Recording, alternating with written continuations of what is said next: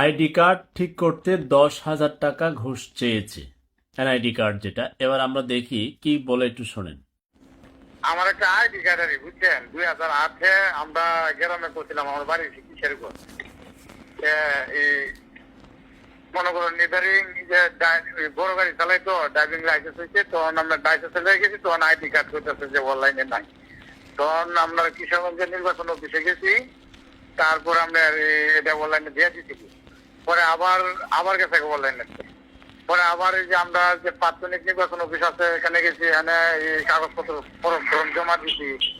আমার নির্বাচনে ঘুরতে ঘুরতে আজকে 2 বছর ধরে ঘুরতেছি, 2 বছর, কিন্তু আইডি কার্ডটা আপনার বইতে পারতেছে না। অনেক জায়গায় গেছি, 10,000 টাকা ঘুষ চাই, 10,000 টাকা লাগবে। 10,000 টাকা ঘুষ কে চাইছে? এটা আপনার নির্বাচন অফিসও চাইছে। কোন অফিসটা এটা? আপনাদের কাছে মনে চায়? এটা হলো আমরা আর বাড়ি বলতে আপনার কিশোরগঞ্জ কটিয়াদি থানা। সারা বাংলাদেশ মানুষ এরকম হয়রানি হচ্ছে। আচ্ছা, কোন অফিসটা? অফিস কি কটিয়া দিতে? কটিয়াদি যেটা আছে এটাতে বলে নাই। নির্বাচন অফিস যে আমরা তাৎক্ষণিক যে থানাটা আছে কটিয়াদি থানা, ওইটার মাঝে বলে না। ওইটার মাঝে বলছে যে আপনি ফর্ম করেন, ফর্ম লিখিয়া অভিযোগ দেন, আমরা আপনাকে ফোন দিব। পরে আজকে মনে 2 বছর ধরে ঘুরতেছি। 2 বছর। 10,000 টাকা ঘুষ কই চাইছে? ওইটা আপনার কিশোরগঞ্জ ডিস্ট্রিক্ট, কিশোরগঞ্জ উপজেলা নির্বাচনে আপনার আরেকজনের লোকের মাধ্যমে গেছিলাম।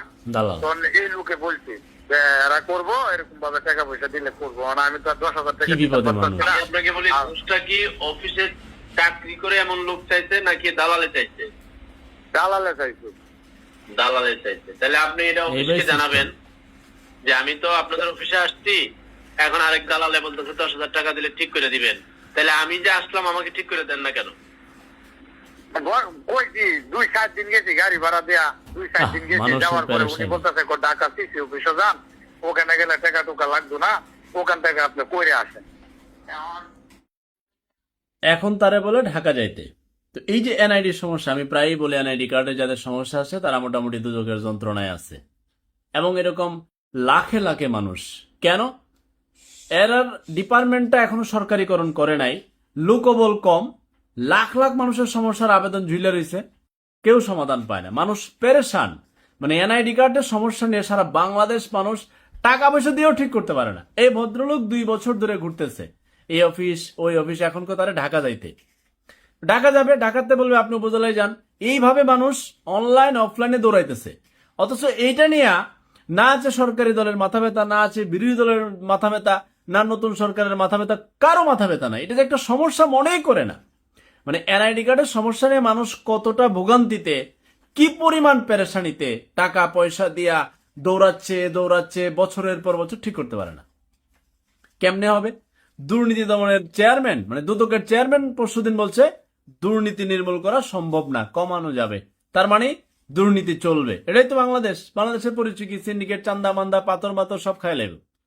আর এনআইডি কার্ডের সমস্যার সমাধান নিয়ে আজ পর্যন্ত কোন রাজনৈতিক দল বিবৃতি দিছে যে আমরা ক্ষমতায় গেলে এনআইডি কার্ডের যে সমস্যায় লাখ লাখ মানুষ পেরেশান, এটা আমরা নিস্তার করব কিংবা মুক্তি দিব, এটাকে আমরা সরকারিকরণ করবো নানান ভাবে?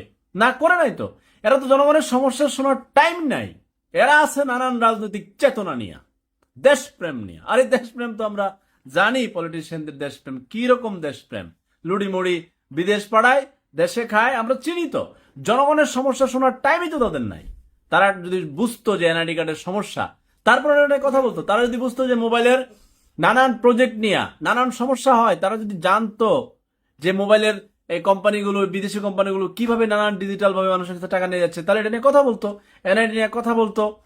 সমস্যার গভীরে তারা পৌঁছায় না, তারা শুধু চেতনা আর দেশপ্রেম দেখায়, আসলে ক্যাশ প্রেম।